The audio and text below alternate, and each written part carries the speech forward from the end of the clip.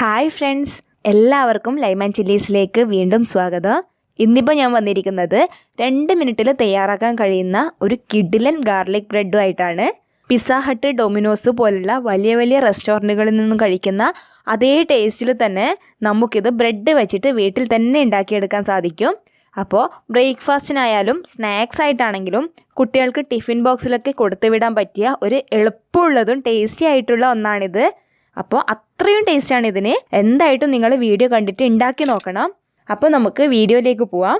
അതിനു മുൻപേ എപ്പോഴും പറയുന്നത് പോലെ വീഡിയോ ലൈക്ക് ചെയ്യാൻ മറക്കരുത്. പിന്നെ നിങ്ങളുടെ വിലയേറിയ കമൻറ്റ്സ് അത് മറക്കാതെ ചെയ്യണേ. ചാനലിലെ വീഡിയോസൊക്കെ കണ്ട് ഇഷ്ടമാവുകയാണെങ്കിൽ സബ്സ്ക്രൈബ് ചെയ്യാനും മറക്കരുത്. അപ്പോൾ നമുക്ക് ഗാർലിക് ബ്രെഡ് എങ്ങനെ ഉണ്ടാക്കാം എന്ന് നോക്കാം. അതിനായിട്ട് ഞാനിപ്പോൾ ഇവിടെ 3 സ്ലൈസ് ബ്രെഡ് എടുത്തിട്ടുണ്ട്. ഈ ബ്രെഡ് ടോസ്റ്റ് ചെയ്തെടുക്കേണ്ട ആവശ്യമൊന്നുമില്ല. ഇത് ഫ്രഷായ ബ്രെഡാണ്.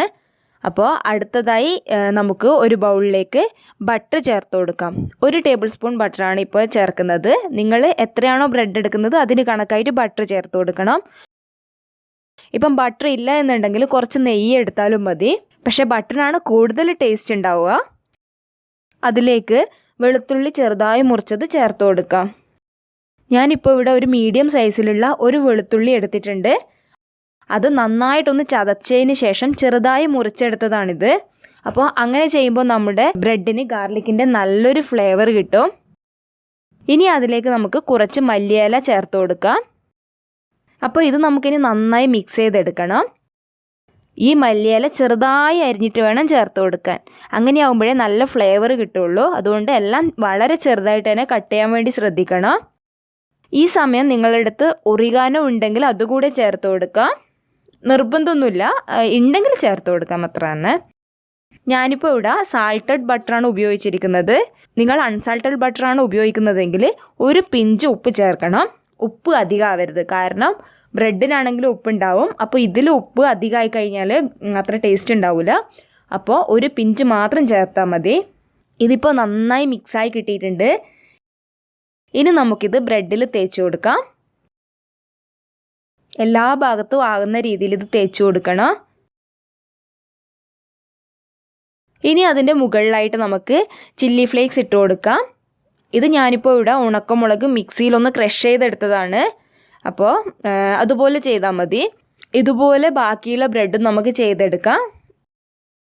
ഇനി നമ്മളിത് പാൻ ഫ്രൈ ചെയ്യാനാണ് പോകുന്നത്. അതിനായിട്ട് പാൻ ചൂടായി വന്നാൽ അതിലേക്ക് നേരത്തെ ഉണ്ടാക്കിയ ആ ബട്ടറിൻ്റെ മിക്സ് കുറച്ചൊന്ന് ചേർത്ത് കൊടുക്കാം. ഇത് മീഡിയം ഫ്ലെയിമിൽ വെച്ചിട്ട് വേണം ചെയ്യാൻ. ഹൈ ഫ്ലെയിമിലായാൽ ഈ ബ്രെഡൊക്കെ പെട്ടെന്ന് കരിഞ്ഞു പോവും. അപ്പം മീഡിയം ഫ്ലെയിമിൽ വെച്ച് ചെയ്യാൻ വേണ്ടി പ്രത്യേകം ശ്രദ്ധിക്കണം.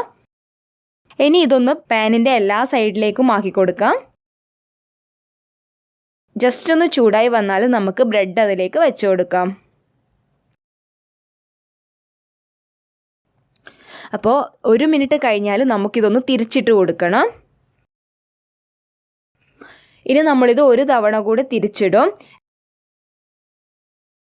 അങ്ങനെ ആകുമ്പോഴാണ് ഈ മുകൾ ഭാഗത്ത് ഈ ബ്രെഡിൻ്റെ ടേസ്റ്റൊക്കെ കുറച്ചുകൂടി ബ്രെഡിൻ്റെ 2 സൈഡിലും കിട്ടാൻ വേണ്ടിയിട്ടാണ് അങ്ങനെ ചെയ്യുന്നത്. ഇനി നമുക്ക് ഈ അടിഭാഗം ഗോൾഡൻ ബ്രൗൺ കളർ ആയി വന്നാൽ നമുക്ക് ഈ ബ്രെഡ് പാനിൽ നിന്നും മാറ്റാം. ഈസി ഗാർലിക് ബ്രെഡ് ഇവിടെ റെഡിയായി വന്നിട്ടുണ്ട്. പറയാൻ കഴിയാത്ത അത്രയ്ക്കും ടേസ്റ്റാണ്. അപ്പോൾ നിങ്ങൾ എന്തായിട്ടും ട്രൈ ചെയ്ത് നോക്കണം. ഉണ്ടാക്കി നോക്കിയിട്ട് നിങ്ങളുടെ അഭിപ്രായം എന്തായിട്ടും കമൻറ്റ് ബോക്സിൽ പറയാൻ മറക്കരുത്. വീഡിയോ ഇഷ്ടപ്പെട്ടിട്ടുണ്ടെങ്കിൽ ഫ്രണ്ട്സിനൊക്കെ ഷെയർ ചെയ്യാനും മറക്കരുത്.